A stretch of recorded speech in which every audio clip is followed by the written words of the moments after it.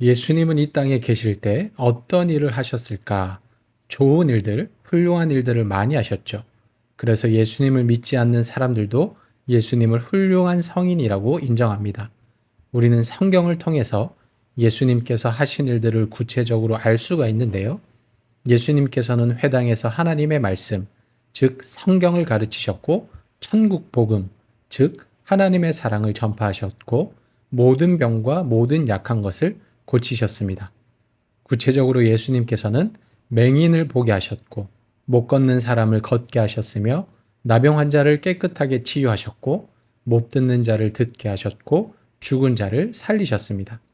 특별히 당시에 사람들이 가까이 하지 않았던 세리들, 창녀들, 죄인들, 병든 사람들, 귀신 들린 사람들, 목자 없는 양과 같이 기진맥진해 있는 사람들과 가까이 지내시면서 그들의 친구가 되어 주셨고 그들의 어려움을 해결해 주셨으며 그들을 사랑으로 섬기셨습니다. 이렇게 예수님은 매우 훌륭한 삶을 사셨습니다. 그런데요, 뭐니 해도 예수님께서 하신 일들 중에 가장 아름답고 감동적인 일은 십자가에 못 박혀 돌아가신 일입니다. 아니, 십자가에 못 박혀 죽은 것은 비참하고 수치스럽고 부끄러운 일이지 뭐가 아름답고 감동적인 일이냐라고 생각하시는 분들이 있으실 텐데요. 만약에 예수님이 자신의 죄 때문에 십자가에 달려 돌아가셨다라고 한다면 그것은 비참하고 수치스럽고 부끄러운 일입니다. 그런데 예수님은요, 자신의 죄 때문에 십자가에 달려 돌아가신 게 아닙니다. 예수님은 십자가에 달려 돌아가실 만큼 잘못을 하시거나 죄를 지은 일이 없으십니다. 오히려 상을 받아야 될 정도로 훌륭한 삶을 사셨죠. 그렇다면 왜 예수님은 십자가에 달려 돌아가셔야 했는가? 예수님 자신의 죄 때문이 아니라 우리의 죄 때문입니다.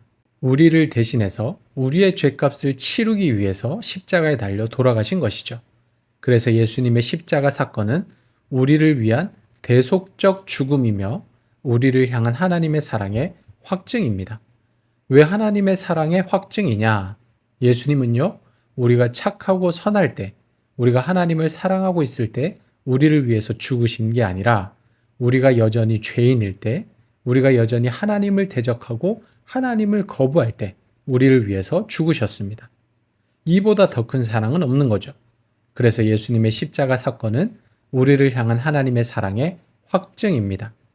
이렇게 예수님이 우리를 대신해서 십자가에 못 박혀 죽으심으로 말미암아 우리에게 있었던 죄의 문제가 해결되었고 우리는 죄로부터 자유를 얻게 되었습니다. 죄로부터 자유를 얻었다는 말은 죄로부터 해방되었다는 말입니다. 즉, 이전에는 죄의 종이 되어 죄의 지배를 받았기 때문에 죄가 시키는 대로 하면서 살아갈 수밖에 없었습니다.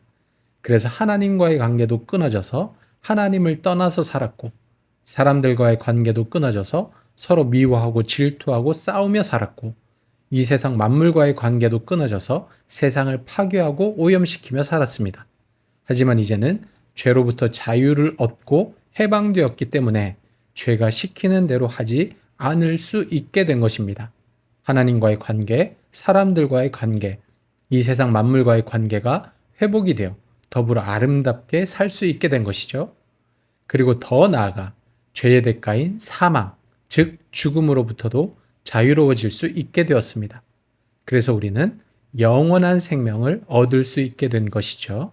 무엇을 통해서요? 예수님의 십자가 사건을 통해서요. 그래서 예수님이 십자가에 못 박혀 죽으신 일은 예수님이 하신 일들 중에 가장 아름답고 가장 감동적인 일입니다. 예수님은 이 땅에 계실 때 어떤 일을 하셨는가? 좋은 일들, 훌륭한 일들을 많이 하셨습니다. 그 모든 것은 우리를 사랑하셔서 우리에게 생명을 주기 위해 하신 일들입니다.